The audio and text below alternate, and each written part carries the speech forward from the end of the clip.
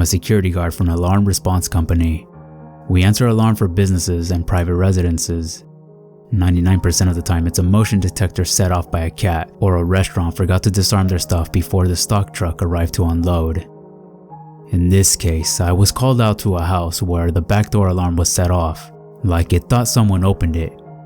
The owner was out of town, but she was alerted by her app and had her mother meet me there. We checked the door, and it's locked. We figured maybe someone tried the door, but it didn't budge, setting off the alarm, but there's a light on inside. The mom mentioned this to his daughter on the phone. The daughter says she isn't sure if she left the light on or not. It's a good idea to make people think someone's home, but she just isn't sure. That gave me a bad tingle. The mother wanted to go inside to check. However, she didn't have a spare key. The neighbor did, but they were asleep, and the mom didn't want to wake them up. So I fill out my papers and go back to my normal patrol routes. An hour later, the same home sends an alert out. I'm the only one in my city zone, so I answer it again. When I pull up, police and CSI are there, talking to the mother and the now awake neighbor. They are reviewing video footage sent to them by the daughter. I look at the footage. I see 4 armed men wearing masks and hoodie came out of the bathroom a minute after the mother and I left.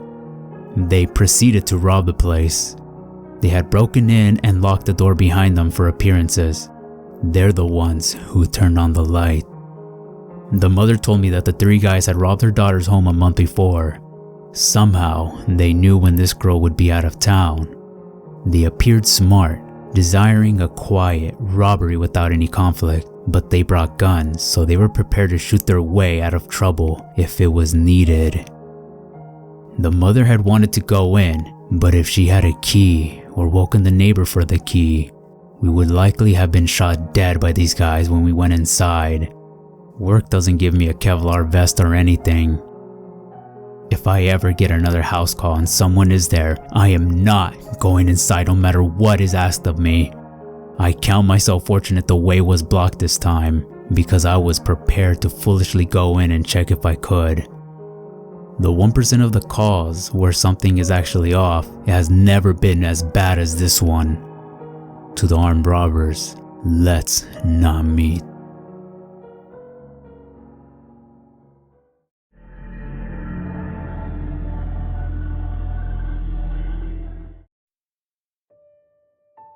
Four years ago, back in 2017, I was 14 years old.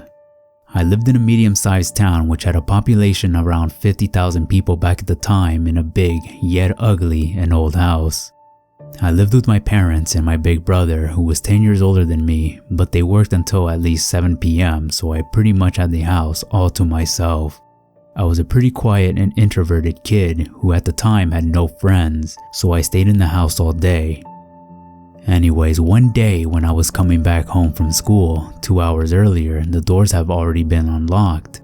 At the time though, I was too excited and distracted from the happiness I had when the school released us earlier, so I didn't notice the door was already unlocked. I casually walk inside and I hear footsteps inside of the living room, and I casually say, "Hello? Who is there?" I thought the person walking around was my brother, who was released earlier from work for some reason or overslept, but my thoughts instantly changed when I heard whoever was in the living room run upstairs with full speed to my room. There was no way that my brother was trying to scare me or something, because he himself hates getting pranked by others. Anyways, I got really scared. When I heard the burglar, I just froze there for a few seconds. When I snapped back, I realized that I just can't stand there and that there's got to be something that I could do. My phone was dead and there were no other available phones in the house. Calling the police or my parents was not an option. After a few minutes of standing and thinking, I finally came up with a plan. I was going to sneak to the kitchen, grab a knife, and then go to my room and threaten whoever was in my house with the knife and force them out of the house. I did exactly that. I slowly climbed up the stairs to execute my plan. Unfortunately for me, the house had old wooden stairs which would creak even the smallest steps, but I thought the burglar wouldn't have noticed because my room was on the right side of the upstairs floor. When I got close to my room's door, I heard the burglar repeatedly try to open something. I thought he wanted to open and hide in the closet to wait for me to come in to surprise attack me, so I shouted in the most threatening voice I could make at the time. I know you are in there. I have a knife in my hands, and if you don't get out of the house, I will use it. I fucking swear. I heard the burglar grunt in a deep voice and frustratedly drop something on the floor, which at the time I assumed was his bag filled with money and stuff he stole from my house. So now I knew the burglar was a man. Right after he dropped something, I heard the burglar open the window and jump out of there with no signs of hesitation. I immediately came in, and what I saw next still haunts me to this day. He dropped a bag on the floor that was indeed filled with money and some tech, but right next to the bag he also dropped a gun. I felt shivers crawling down my spine, and I froze again for a few seconds despite not wanting to. After I snapped back, I immediately looked out of the window in terror and saw nothing. It's like he just disappeared like a ghost or something. I began charging my phone after carefully observing the windows of my house for the next 30 minutes to see if maybe he hid around my house, but he didn't. After the phone had maybe about 5% battery life, I obviously called the cops and told them what happened. They immediately came to my house, asked me a few questions about the burglar, and searched the area. The cops searched very hard for the guy, but they were never able to find anything.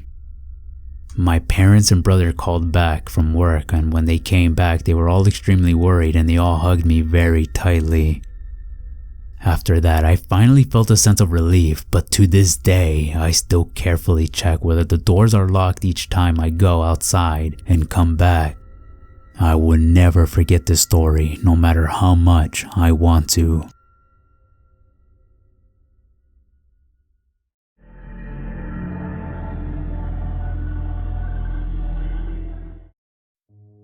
This story happened more than 10 years ago when I was still a student. It has a few graphic details of animal harm and graphic violence, so discretion is advised. A bit of backstory. As with most students, I was always broke and had a few ventures apart from my part-time job to bring me extra money. One of them was house and pet sitting. I have always had a love for animals, so when this couple contacted me to ask to house sit for them for the last few days before they return from their overseas trip, as the last sitter has bailed on them and their 6-month-old golden retriever puppy would be alone, I jumped at the opportunity. The fact that they promised to pay me the full 2-week fee for staying there less than a week made it just more appealing. Little did I know how bad it would turn out. I got the details, got the keys from the agent, and headed over to the house as it was already after 5 p.m. and almost dark, as it was early spring. I got to the house, which was a really nice place, but it bordered a not so good area that was and still is prone to crime. House break-ins, robberies, you name it. It did not bother me so much, cause nothing will happen to me. This is where I was very wrong, as I was young and naive. The first 4 nights went without a hitch, watching movies, jacuzzi, and just generally enjoying myself. The owners would have returned on the 5th day, fairly late at night. I went over to check on their dog. I got a call from them about 10 p.m. saying that their flight got delayed. They are going to stay in a hotel and do the 3.5-hour drive back the following morning, and asked if I could sleep there again that night, which was fine to me. I was already there and had my overnight bag still in my car. I called my dad to let him know of the plans, as I was still staying with my parents and he specifically asked what the address was. I normally did not give them the details like that, because I was old enough to look after myself. I still believe to this day that probably saved my life. I eventually got to bed about 1 a.m. and it felt like I have only slept for about 5 minutes when I was awoken to a window breaking. And I could hear movement and what sounded like footsteps running down the hallway. The first thing I did was grab my phone and just hit redial, as my dad was the last number that I had called, hoping that he wakes up from the call. I then dropped the phone in between the headboard and mattress in case my dad picks up, that he can hear what is going on. I had barely done that when the first guy stormed through the bedroom door. I could see his silhouette, and he had a knife in his hand. And when he saw me, he raised it and came at me. Now, one thing to those that are unfamiliar with South Africa and the crime is that robberies and house invasions usually are very brutal and violent. People get murdered or tortured if they in the slightest retaliate or don't cooperate with the robbers. Out of instinct, I raised my legs back when he came at me, and when he came within reach, I kicked both legs as hard as I could. Now, I'm not a small guy. I'm 6'3", and at that stage I weighed around 220 pounds, and I was very fit and strong. So when I kicked and made contact with the guy, he completely lifted off the ground and shot into the wall. Luckily, the knife shot out of his hand as well. Before he got the chance to get up, I was on top of him, driving my right knee into his face and then returned his head into the wall. I knew that my life depended on it, so I put in some extra force. The guy dropped like a sack of potatoes, but before I could get up, I heard the sound of a pistol cock and I froze. It felt like all the blood drained from my body and I became just numb. I remember the only thing that went through my head was that if he shot me, that I would rather die than be disabled or dependent on other people that will have to take care of me. He stood like that with the pistol against my head for what felt like hours, but was probably less than 10 seconds. I didn't move, and he eventually said in very broken English to get on the bed, face down. I panicked, but thought if he wanted to shoot me that he would have already done so I did as he said. He threw the blanket over me and I turned into a fetal position with my back against the wall, just so if they wanted to stab me, I had my legs and arms in front to protect my body. By this time, I had forgotten that I called my dad, and the guy that I had need is still down. I heard a third guy come into the room, and I could hear what sounded like Portuguese to me. I couldn't understand what they said, but I recognized it, as we used to go to Mozambique on holiday a lot, and that is the main language spoken there. The one guy tried to get the guy that I put down off the ground, while the other started to ransack the house, shoving valuables into a big bag. It was about this time that I heard tires screeching and a car approaching. The car skidded to a half right in front of the gate and I heard someone scream. It was my dad. The three inside the house panicked and ran out the back door and tried to jump the fence. My dad opened fire, shooting in their general direction. I know my dad missed them on purpose, cause if he wanted to hit them, he would, as he is not one of, but the best shot that I know. And I'm not just saying that cause he's my dad. Because he used to be in the army and has various regional pistol and rifle championship titles and is a gunsmith by occupation. Politics and the racial situation in the country would have had him in big trouble had he hit one of them. I grabbed the house keys and pressed the gate remote, and my dad called the police while he came in. I met him at the front door and we walked out to the car to wait there for the police. It took them over an hour to get there. Some excuse of no vehicle available. By that time I had calmed down and started to look for the dog. I could not find her anywhere. I grabbed the flashlight from my dad and started scanning the surrounding yard, and as I got to the corner, I could see her laying on the ground.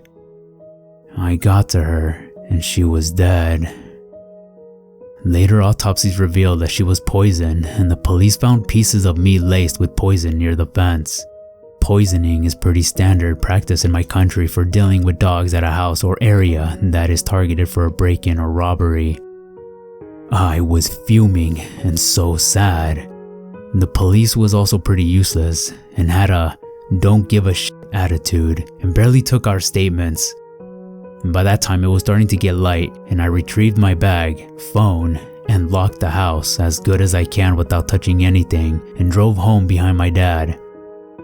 Only when I got home I got the story from my dad's side. He said he answered my call only to hear the shouting and what sounded like fighting going on, and when I did not respond he flew out of the house and raced over. Luckily he asked me for the address the previous night and he knows the area well to know exactly which house it is. Now, my dad got there pretty quickly and he said he stayed on the line the whole time, only hanging up when he stopped at the gate. My parents' house is about 6 miles from there, through a residential area. It's normally about a 20-minute drive. The call duration was 7 minutes and 13 seconds. I met the detective there later that day and gave my statement. They took fingerprints and the owners got back about the same time. The rest of the day was a blur as I came down from the shock and adrenaline. Now, this is not where the story ends. About 7 or 8 months later, I got a call from the detective telling me they caught the guys and I must come to a lineup to point them out. I specifically told her that I did not see any of their faces as it was dark, and after the guy held the gun against my head, I was under the blanket and did not see anything.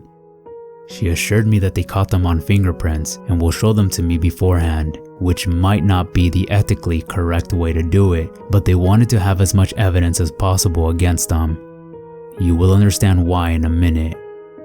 I got to the police station, and unlike you see in the movies, there is no one-way glass or separate room. They bring the 3 guys into the room and make them stand against the wall. The one, which I was later told that it was the leader, which was also the one that I had need, looked at me with such hate as I had never seen in my life. He had the eyes of someone that would slit your throat and not blink an eye. His name was Joseph Dragon Sambo. He pulled his hand up to his neck and made the slit my throat gesture. You know which one I mean. We left the room and the detective gave me a copy of his rap sheet. Amongst others, 4 counts of murder, I think 8 to 9 for attempted murder, multiple assault, aggravated assault, over 100 housebreak, robbery, and rape. I was shocked. The detective told me that had I not taken him out first and fast that night, I would have definitely not gone away so lightly. Now this is also not where the story ends. 3 days later, I get another call from the detective saying that I should be careful as he had escaped from custody and they had not caught him yet. I was not worried too much as the robbery wasn't at my house and I had changed cars, so he probably could not find me. Also, I got my firearm license and carried my pistol on me 24/7. I did not hear anything after that until about 2 years later when I saw the detective in the grocery shop. We started talking about the case and she told me that he was killed during a home invasion. He broke into the wrong house this time and the owner was waiting for him, pistol in hand. The owner shot him in the stomach and one in the neck, and thanks to the slow response time of the emergency services and police, he bled out on the guy's living room floor, getting rid of a human piece of garbage. This whole ordeal has made me more vigilant, raised my situational awareness, and made me a little paranoid to triple check all doors and locks.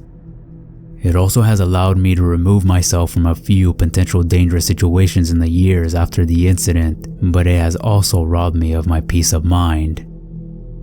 I have since immigrated to a safer country, but I still sometimes wake up at night if I hear a noise. So to keep up with tradition, Joseph, we will never meet again as you have passed, but to his cronies or anyone that wants to try something similar, please do pay me a visit. I will arrange your swiftly departure and reunion with Joseph in hell. And to Joseph, I hope you died in agony for poisoning Daisy.